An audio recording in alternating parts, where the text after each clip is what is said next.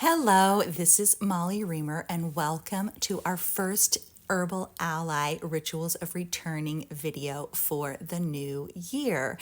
And we're doing things a little bit different this year in that we have a stone, an herb, and an animal ally with these along this wheel of the year that we're moving through in this year. And then I'm also having an assist from the Herb Crafters Tarot as well for a secondary herb or secondary influence from an herb for you, or multiple supportive allies. And so as you can see here, I have my 2026 Goddess Wheel of the Year set up, and I've actually added sunflower seeds to it because sunflower is our supportive ally or extra herbal ally. And then I have my things arranged on the grid. I'm planning to use this grid all year long, adding to it. And so some things will get added to it and stay, and then other things will be only for the season in which they are included as an ally. So you don't have to have the same things that I do. For example, if you have Passionflower, you might sprinkle Passionflower around. This grid is available in the shop in wood, but it's also available just to print your own on cardstock, which can be very beautiful and easy to use. And you can just print it out on cardstock, and then you can sprinkle Passionflower around the borders of the grid. For example, if you have Black Tourmaline, you can put Black Tourmaline around on the grid.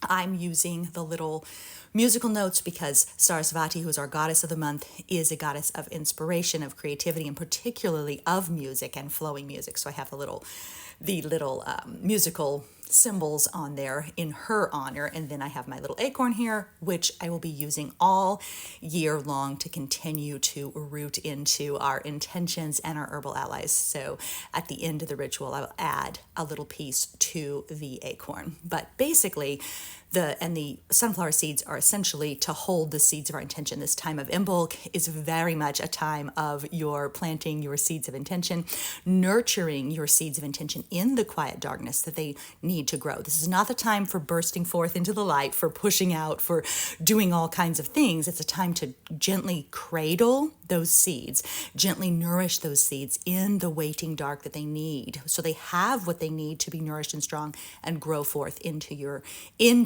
beautiful dreams for the next season. So right now, they're just collecting your inspiration. They're collecting your intentions. They're collecting your wisdom, your inspiration. They're collecting them and you are tending them kind of by the hearth of winter and preparing to plant them in the future, but not right now. So that's what the seeds are for, and they're kind of chilling on the grid, collecting energy and preparing for planting. So we're actually going to start with the crystal of the month, which is black. Oops. I took a little screenshot without meaning to. Luckily, it didn't stop my video from recording, but it distracted me for a second there. So this is our Black Tourmaline is for transmutation, and it is a really powerful gemstone ally, and I was really excited to see it turn up. I feel like it was a really great match for Imbolc and for this season. So we're going to check on over with this is from the Illustrated Crystallary by Maya Toll. So we're going to check on over with what she has to share with us about Black Tourmaline. And so it starts with this idea that it says, if you can't see it, it doesn't exist. And I actually love this connection to Sarasvati because some say if you can't see it, it doesn't exist, but you can hear the radio, can't you? Radio frequencies are transmitted in waves invisible to the eye. A lot of information comes to us by routes that are unseen. Worlds of knowledge come across your screen, transmitted on invisible, silent waves. It's magical. And in its own way, it's noisy if you're sensitive to that sort of thing. Black Tourmaline's first gift is transmutation, the ability to take all the energetic excess and turn it into something else. Oh, let me go back to Sarasvati, though. The connection to the radio. So she's associated with playing music and her instrument, the vina or a lute, and playing all this music and letting that music of creativity and inspiration flow easily through you like a river of inspiration. So I thought about how the inspiration that we feel is also invisible, and then we translate it into physical form. We bring it forth into reality. And so we can take the energy that we feel and turn it into something else, something new, something tangible, something visible, a piece of writing, a poem, a song, music that we play on an instrument, we can take it from the invisible and bring it into the visible. So she says, back to Maya, she says, Black Tourmaline is both a teacher and a tool. How will you use it, and how will you change one form of energy into another? So this is a perfect season. Imbolc's this season of inspiration and the fire of inspiration and creativity. And Sarasvati is a goddess of inspiration and creativity. And so here we are, and just like we're planting the seeds of intention or nourishing the seeds of intention, what would you like to bring out of the invisible world and into the visible? What are you longing to create? You don't have to do it right now, but consider what it is that you are longing to create in this new year. Are you longing to bring forth a book or a poem or a piece of art or an inner stillness or more time for ritual or an oracle card deck or a newsletter or a podcast? What are you hungering to bring forth from the invisible into the visible? And so she also says that she's talking about the human body transmuting and changing things in a different way. So Black Tourmaline is said to take the energetic excess or the energy of the atmosphere and transmute it into something else, to creativity, to form. And but the human body also transmutes and changes things. For example, we exhale carbon dioxide, and where does it come from? It's the carbon in the food we eat, and the CO2 we exhale is a byproduct of us turning glucose into energy. This is chemical transmutation that we do all day long. Every day there is transmutation happening inside our own bodies. So we can use this metaphor and look at the breath as a vehicle for change and for letting go of what we don't need. It's simple. We just blow it out. So a ritual or practice idea is to focus on a feeling or aspect of yourself that you're ready to release. Then blow that into a stone or a stick or even into a seed. Put that stone or stick in a place of honor for a week of the moon cycle, giving yourself time to appreciate and understand what you are letting go. Then bury or burn it, releasing that energy back to the earth. And so you may actually, as a physical type of transmutation, you may actually blow that into one of those seeds. And I know that might seem slightly odd, like where the seeds are what we're creating, so why would we blow something we don't want into them? Well, if we blow something that we're letting go of into the seed and then plant the seed, and the seed is able to transmute that into something else, it grows. So the actual act of transmutation happens before our actual eyes. It's something that we can actually see happening, the change we can see happening, letting go of something and transporting it into something new, or transforming it into something new. And so ancient ancestors so they say that Black Tourmaline actually does carry a faint electrical charge, discovered by the husband of the famous scientist Marie Curie. Actually discovered that there's a electrical charge. It's pyroelectric, which means it can actually hold an electrical field and create an electrical charge under pressure. So this isn't just metaphor. This isn't just metaphor or symbolism. It's actually happening, and it carries this faint electrical charge. And so Black Tourmaline's traditionally used to repel unwanted forces and protect against psychic attacks, metaphorically attracting negative energy and neutralizing it. And so, as she says, modern fields of science are constantly discovering new things about our universe, but there's still much left to learn.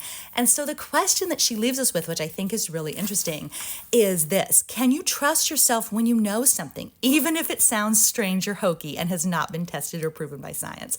So, historically speaking, people may have used Black Tourmaline to transmit or repel negative energy, and then Pierre Curie discovered that it actually does hold an electrical charge when under pressure. So it's both the metaphorical and the physical reality in one. So lots to consider with Black Tourmaline. I was really thrilled to see this as our first stone ally for this new year, and to go along with Imbolc and the energy of Imbolc and Sarasvati in terms of creating new things.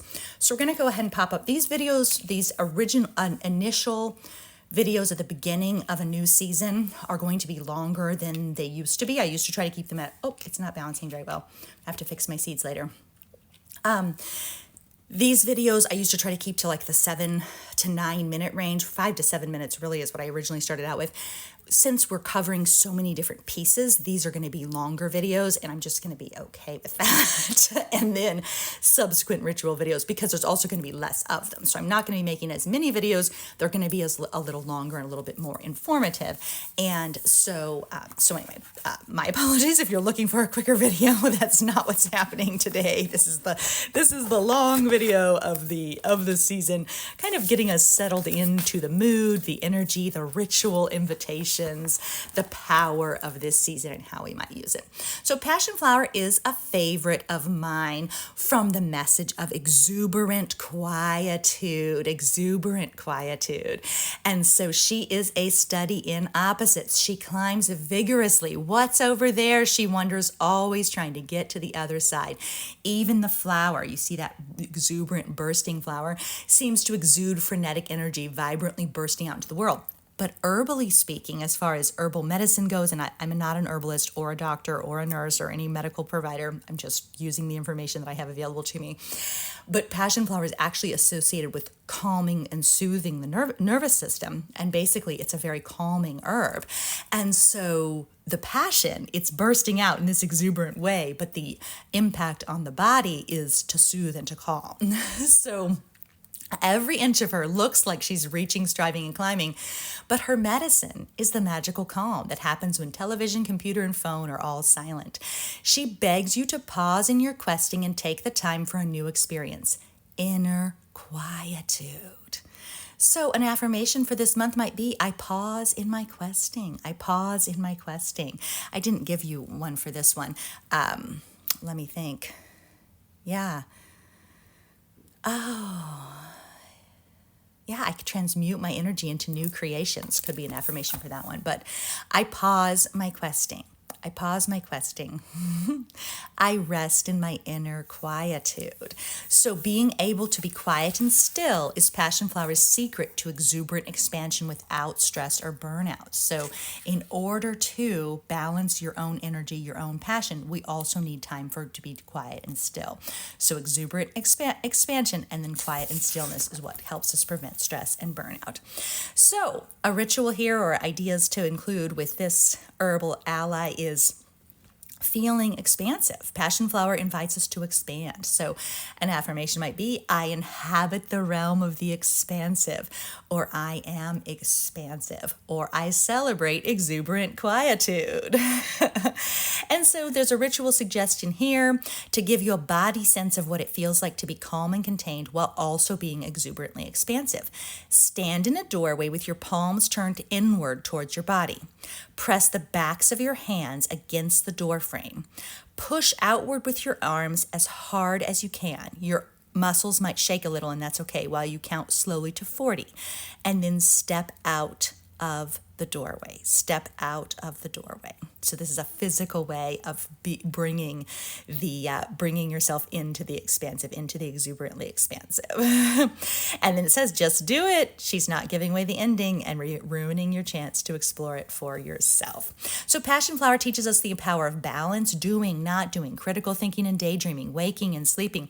Her power is in doing all things with vigor, giving equal weight and zest to every activity, which is accomplished by keeping our thoughts centered in the present moment. So some questions to consider. Which parts of your life do you feel joyously engaged with? Have you lost your passion for some parts of your daily life?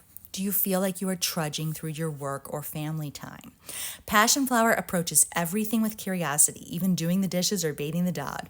Passionflower doesn't want you to jettison the mundane parts of your life. She knows you need to water the plants and make the bed. Instead, she wants you to attempt to bring simple joy and curiosity to all aspects of your day. So an affirmation might be, I bring simple joy and curiosity to all aspects of my day. And there's a quote from Albert Einstein, I have no special talents, I'm only persistently curious. So another affirmation for you might be, I am persistently curious. I am persistently curious. I really enjoy this card. Okay. And then we're going to go ahead and hop on over to our very first little owl. Little owl here is our very first animal ally of the year. And this is from the Illustrated Bestiary, also by Maya. And So, little owl is often the companion of a goddess. So, the goddesses are often accompanied by owls. The owls associate with Minerva, with Athena, with Lilith, with other goddesses that aren't exactly coming to mind right now. But the owl is associated with lots of different goddesses, particularly with goddesses of wisdom. And so, little owl sees what you cannot. Call on her when you are ready to listen. So, an affirmation for her might be, I am ready to listen. I am ready to listen.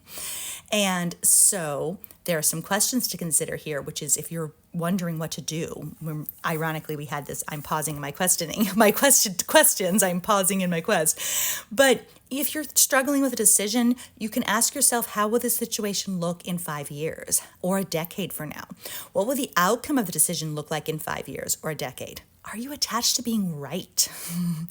Are there parts of myself I will lose if I behave in a certain way? And what decision might create the highest good for all involved? So, calling in counsel is a message here. Calling in counsel. Key into wisdom and call in counsel. And so an affirmation might be, I call in counsel. If little owl were to sit on your shoulder, what types of things would she need to whisper to you? What areas of your life sit in a personal blind spot? Can you admit when you're wrong? Do you allow people around you to change? Do you allow yourself to change? Or do you insist on seeing them in a fixed way or behaving yourself in a fixed way? Are you too trusting? Are you not trusting enough? Do you have trouble with money or business or science? Are you willfully ignorant of how other people feel about you? Acknowledging areas in your life where you might have a blind spot allows you to strategize and call in the support you need, whether that's an accountant or a therapist. You can think of these helpers as your own little owls and know that when you allow yourself counsel and advice, you're moving towards wisdom. So we need to keep counsel with others too. We need to keep our own counsel, but we need to keep counsel with others too. We need to ask for help and to call in resources and wisdom. And that will actually help us thrive. We don't have to figure it all out alone. We can call in a counsel of wisdom. And so I wanted to share that one with you. Okay, so we're actually going to take time with sunflower later in the next video in this series because this one is getting pretty long. So we will explore the sunflower in a future video in terms of what Joanna from the Herb Crafters Tarot has to say. But the sunflower is the magician. I feel like this is a good starting card because it's the first. The Fool is 0, but 1 is the magician in the tarot, and so it's a wonderful starting place. It's a wonderful starting place for us in this on this wheel of the year. And so we'll come back to sunflower in the future, but I do think we can enjoy its sunny wisdom. I think it's a good connection to the light and the inspiration of Imbolc, because it's only much later that the seeds we planted Imbolc flourish into bright and exuberant and sunshiny wholeness and fullness in the future. So very quickly, and we'll share a little bit more with Sarasvati. I have my various other cards to share with you during a different video as well. So we'll just talk a little bit about Sarasvati, since she's our goddess that we're honoring this season, this holiday season. And I'm going to share a little bit from the Goddess Days book, which I did see has been released in a different form, and I will link to it below this, but it is released in different forms, so hopefully that will be more affordable instead of this out-of-print edition that I have. So Sarasvati's message is to recognize and claim your limitless source of creative vision and wisdom. So an affirmation might be, I am a limitless source of creative vision. And Sarasvati is the Hindu water goddess, the founding female of the arts and sciences, truly the mother of invention, with a particular bent for music, eloquence, and keen communication. Hers is the realm of free-flowing rivers.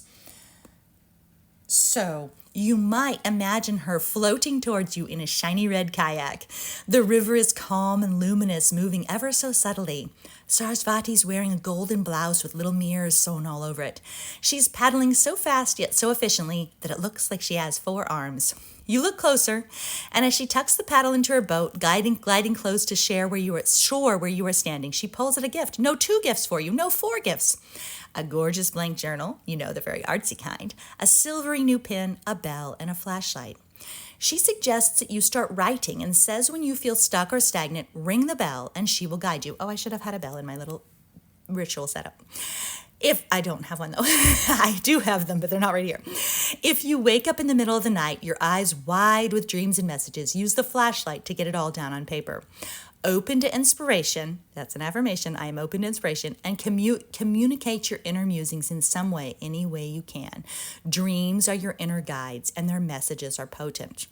Eloquence is the art of writing or speaking vividly, gracefully, fluently, and sometimes forcefully. Say what you mean and mean what you say. Affirmations might be, I say what I mean and I mean what I say. Some more affirmations include, I communicate openly and honestly. I use words and images to express my truth. I use words and images to express my truth.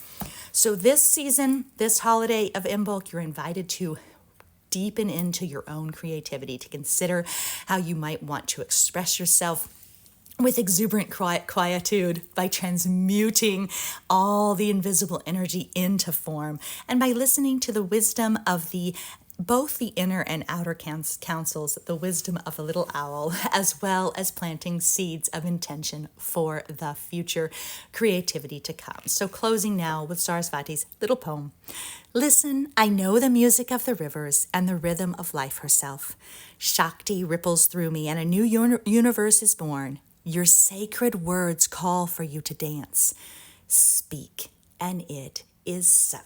Thank you so much for being here. Happy Imbolc, and keep living your magic, everybody.